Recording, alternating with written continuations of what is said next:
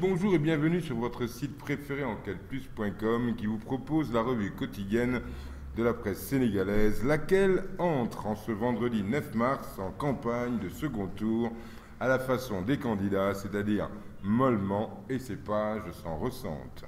C'est le candidat Wade qui fait l'actualité avec ses visites dans les cités religieuses et les raisons qu'il donne pour n'être élu que pour 3 ans.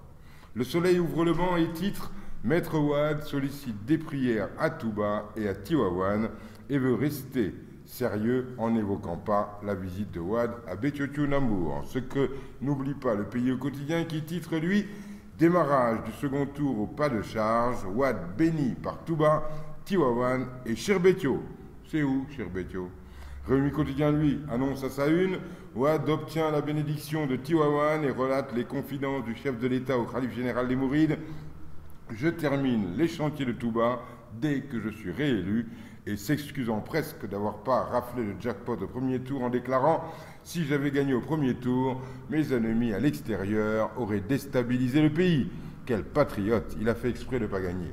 Pour le populaire, c'est pas vraiment la même musique, lequel narre à sa une qu'escomptant un Ndigel à Touba et à Tivaouane, Wade est rentré bredouille malgré ses suppliques et son discours pathétique.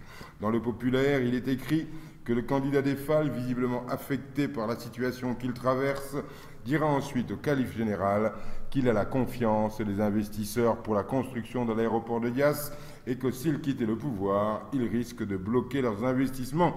C'est pourquoi il souhaite poursuivre les chantiers pour au moins 3 ans. Ndigel 0, titre Samba Allard dans sa chronique Teus du Populaire, lequel parle de ces 15 jours de campagne entamés par les deux candidats à la recherche de la bénédiction du pouvoir spirituel. C'est le renforcement psychologique, comme on dit dans le langage sportif, mais cette fois-ci teinté de Ndigel à consonance électoraliste. C'est bien de se faire voir dans les capitales religieuses par les temps qui courent, mais selon Samba Allard dans le populaire, la campagne de charme auprès des califes a fait flop et les deux saints hommes sont restés stoïques sur leur position de neutralité. Il note que Wade a utilisé l'image du khalife des Mourides pour démarrer sa quête de voix, une manipulation du vote confrérique qui n'est autre que l'achat de conscience. Mais les fidèles avertis ne vont pas se laisser entraîner par la diversion, mais vont regarder la position de fixité de leur guide, qui ne peut pencher d'aucun côté. Samba Allard espère juste, en conclusion, que le challenger de Wade ne tombera pas dans les mêmes travers qui nous feront désespérer de lui, comme on l'est depuis 12 ans de son futur prédécesseur, s'avance-t-il, surtout pour aller dans le sens du professeur Elhadj Mbodj qui écrit que les jeux sont faits pour un changement de gouvernant. C'est dans le populaire. Les jamboreries de Wade à Taoufer, titre le quotidien, qui relate les confidences de Wade au calife. La même rengaine du genre, si je quitte le pouvoir, les créanciers vont dire que le Sénégal n'est pas un pays sérieux par-ci, et je veux 3 ans pour achever mes mandats par-là. Je signale au passage que le roi dit « nous voulons ». Bref, Wade recherche, selon le quotidien, une nomination pour 2 ans. Ahmad Khan, plein d'ironie, note que le candidat des Falles, Maître Wade, se réfugie derrière le calife général des Mourides pour un Ndigel. Il le cherche partout et a juré qu'il va le trouver où qu'il puisse être.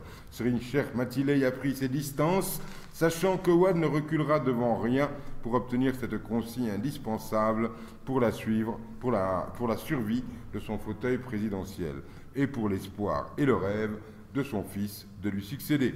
Pour Ahmad Khan qui enfonce le clou dans le quotidien, les milliards arrosés à Touba n'ont pu faire germer le fruit attendu par l'arroseur Wade. Quand c'est un président de la République, élu et réélu, qui s'agenouille et supplie pour rester, la République doit trembler. Pouf, Ahmad Khan dans le quotidien, mais c'est la hantise d'un séisme le 25 qui est passé par là, et voilà la preuve, par 11 000 électeurs, que Wade ne croit pas au Ndigel de Béthio-Thioune et de Cheikh Ndigel Fall. Pour le chroniqueur du quotidien, le candidat qui sollicite 2 ans au lieu de 7 à ses électeurs leur dit « votez inutilement ». À un peuple déterminé à le sanctionner en l'envoyant au second tour, Abdoulaye Wade dit « faites ce que vous voulez, moi je m'en barre ». Et de Serigne Matiley, il sollicite des prières pour une nomination de 2 ans puisque le peuple veut se débarrasser de lui.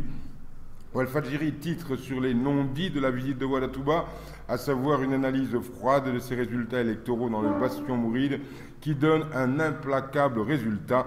Les scores y ont baissé de 90% à 2007. Il est passé à moins de 50% lors du premier tour. Mais pour l'observateur, la véritable raison de cette troisième candidature de Wade, ce sont ces énormes prêts qui obligent Wade à s'agripper au pouvoir. Mais pour Birima, dans la tribune, si les partisans du président Wade veulent utiliser la religion, les confréries pour en faire un véritable plum du peuple, déjà désabusé, ils trahiront la volonté d'une nation qui a souvent montré sa volonté de vivre en commun au-delà des différences, en dépit des soubresauts.